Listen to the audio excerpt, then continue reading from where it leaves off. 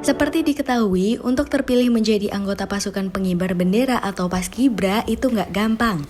Apalagi untuk menjadi anggota yang mengibarkan bendera pusaka di Istana Negara.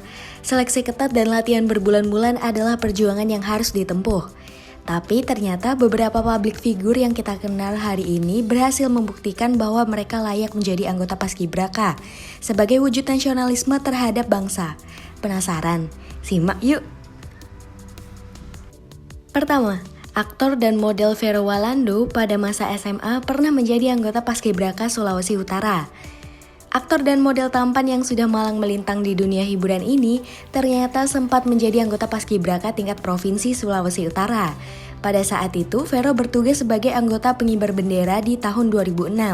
Tepat saat aktor yang kini menjadi idola remaja ini masih duduk di bangku SMA.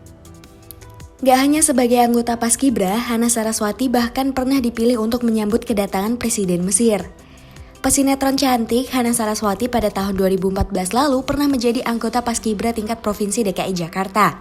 Gak hanya terampil baris berbaris sebagai anggota pengibar bendera, Hana juga pernah dipercaya untuk menyambut kedatangan Presiden Mesir ke Indonesia dengan mengalungkan bunga di Istana Negara.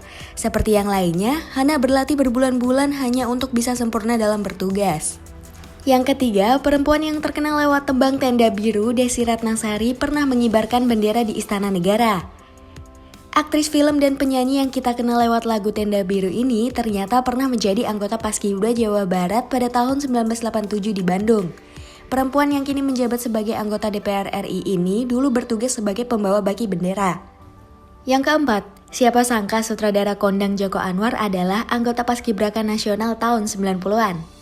Mulai dari film Janji Joni, Pengabdi Setan, dan yang terbaru Gundala, siapa yang menyangka kalau sutradara kondang Joko Anwar ternyata pernah menjadi anggota pengibar bendera. Gak tanggung-tanggung, Joko Anwar bahkan terpilih sebagai anggota Paskibraka Nasional di Istana Negara tahun 90-an.